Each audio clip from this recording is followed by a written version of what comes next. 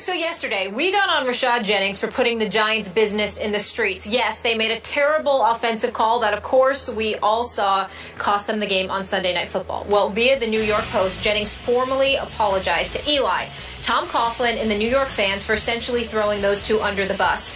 Stephen A., what impact is this apology going to have on the Giants moving forward? Well, I don't know Rashad Jennings personally, so I want to give him a lot of credit for apologizing. I want to take him at his word from the perspective that he was genuine, that he had no idea that it would blow up to this point where people were looking at him and questioning, his professional integrity, how he could throw the quarterback for the team under the bus the way that he did. Maybe he didn't surmise that it would elevate to this point. I don't know how that's possible, but it is possible, I guess. And so his willingness to come out and so clearly and emphatically apologize, I think he needs to get a lot of credit for that. Having said that, I would view him with a raised eyebrow moving forward. And there's very little that I would trust him with.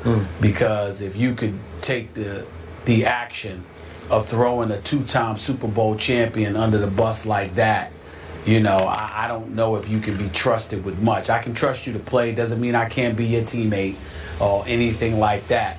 But I certainly wouldn't trust you with any information that I wouldn't want to get out to the public. And if something did reach the public, reach the newspapers as it pertained to what happened on the field of play, I was certainly looking your direction in assuming that you're the one that put it out there. Not to say that that would be accurate, but that would be what my inclination would be in light of what transpired.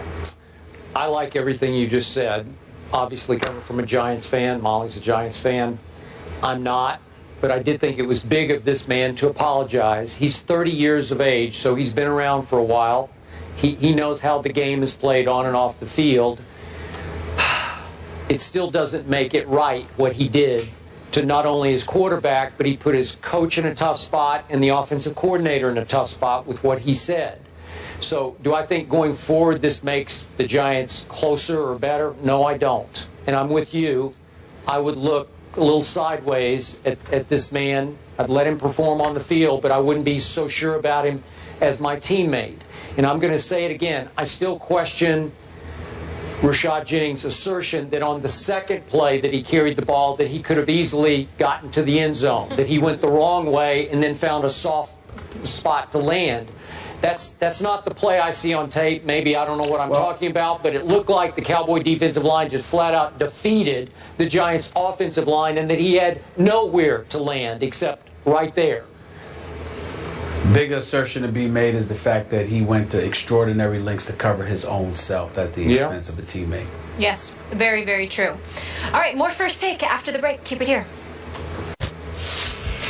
Meanwhile, the Ravens had two major losses Sunday. One, the game to the Broncos in Mile High, and two, Terrell Suggs. Suggs is done for the year with an Achilles injury.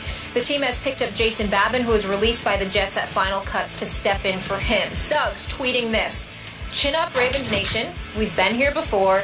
This changes nothing. Our mission is still the same. Hashtag 2016 San Francisco." Obviously the Super Bowl up there in the Bay. Hashtag Ravens Nation. Stephen A. Smith, how does this impact the whole AFC North landscape with the Ravens not having Suggs now? Me, I think it gives the Pittsburgh Steelers a leg up. I mean, obviously we can't ignore the Cincinnati Bengals because they've been to the playoffs the last 4 years. But I'm just so down on them as a postseason team. I guess I don't pick them because I'm actually rooting that they don't waste our time by going to the playoffs, so we don't have to watch them lose again and for Marvin Lewis to go 12 years without having won a playoff game, a single playoff game as a head coach. So rather than subject ourselves to that level of ineptitude, I would just sit there and focus on Pittsburgh and Baltimore. And what I would say to you is this: Pittsburgh offense is high-powered. Once Le'Veon Bell comes back and Martavius Bryant comes back, it'll be even better. Hopefully Pouncey will be coming back as well. The defensive side of the ball makes them highly questionable, but I've got to believe that at some point in time, they won't look as ridiculously awful as they did to open the season. Having said all of that, I look at Baltimore, and my question is, even though I think that losing Terrell Suggs is a devastating loss. Their defense is still going to be big time with Jimmy Smith, with Webb, with C.J. Mosley and those boys. I believe in that defense, but I do think, Skip, they've lost a little something because you don't just replace Terrell Suggs, who combined with Mosley for 29 sacks last year. That's a hard thing to replace. And I think that how you offset that is by producing more offensively. And then that leaves me questioning. That means I have to rely on Flacco even more. Even though he had an outstanding year last year, I don't think that that's going to be the case this year. Steve Smith is entering his final season. We believe in Steve Smith. We both love him. We think he's a stud.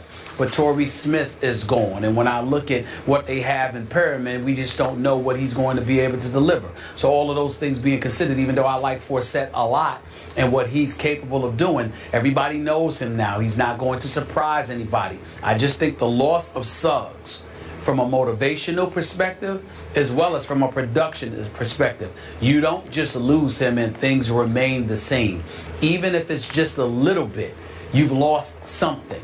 And them with the Steelers was nip and tuck. And when you combine that with the fact that the offense would need to make up for the loss of Suggs, I don't see this offense being able to do it. I'm not saying they're not going to make the playoffs. I'm not saying they're going to fall apart.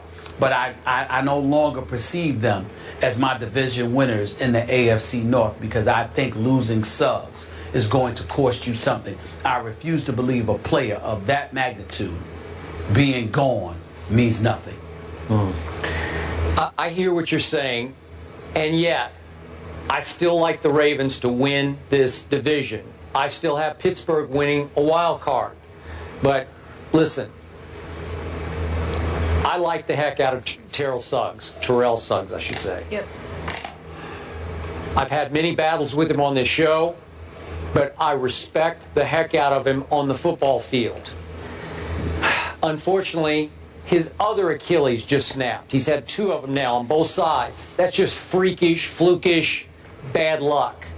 I don't know what it is. I can't explain. That's the most inexplicable injury of all the injuries. Is why your Achilles, when you're basically doing nothing, just snaps. I guess it's just meant to be. So I feel for him. But he's going on 33 years of age, and even though I completely agree with you on the leadership side, the experience side, the presence side of having Suggs in your locker room and on your sideline and in your defensive huddle and sometimes in the backfield on 3rd and long, I get all that. But in this game last Sunday at Denver, big opening game for them, place where they've been very successful, man, I look at his stats, there aren't any. Mr. Suggs registered 0-0. He didn't have a tackle or a sack until he was gone with 8:21 left in that game. And they did have 4 sacks as a team, and you mentioned C.J. Mosley had a couple, Canty had one, McClellan had one. Ozzie Smith is a flat-out wizard of a GM. I don't know that there's anybody better in football at picking players, that knowing talent than Ozzie. He just keeps reloading and reloading and reloading. And half the time I look at the names that Flacco's throwing to, Crockett Gilmore, I know he was there last year, but I don't even know who these people are, and they're all pretty good. And you watch some football. I do, but they're throwing. Flacco throws into the end zone on Sunday against Peyton Manning in Denver. He throws into the end zone at the end of the game to win the game and hits Crockett Gilmore right there. And it took 2 Broncos coming across making sensational plays. Some of the best double play that I've seen in a long time where you just took the ball out of his hands and intercepted it and saved the game. You're going to win it or lose it, and they barely lost it. But Flacco did, and I'm no Flacco fan, as you know. He's Joe Fluco half the time to me. But that wasn't Fluco. That was just flat-out Flacco. Nice throw, Joe. Could have won the game. Maybe should have won the game. Denver was just a little bit better. So my point is, Suggs' tweet is right. What Molly read, the mission is still the same. I don't think they're going away. Well, the mission is still the same, but let's analyze why. Because of the genius that Ozzie Newsome is when it comes to finding talent. I mean, this kid Jernigan, Brandon Williams, and these boys, you lose Haloti Nada, and it doesn't seem like you've lost anything. We get all of that. We know Ozzie Newsome is the best. We understand that. There's no denying that. And you know I'm a huge fan of John Harbaugh. I love John Harbaugh. Yep. So when you have an organization like that, the structure is going to remain intact. The foundation is going to remain intact. They're not going to fall off the wagon. But again, we're talking about the magnitude of Suggs. And we're talking about an offense and whether or not they can give it to you. There's a reason why there have been many occasions where the Baltimore Ravens did not end up being what we thought they would be. Because even though the talent is there, something is missing at some key pivotal moment. And as a result, it ends up negating their ability to propel themselves. Okay. And I think this is one of those instances where it'll happen. They'll make the playoffs because they're too stout not to. But I just think that they lose a little something with Suggs. And that may be all that the Steelers need to leapfrog over them. Okay, last quick point about those Steelers. I remind you that last Thursday night, opening night, at Foxborough, Tom Brady was protected by 3 rookies in his offensive line. I agree.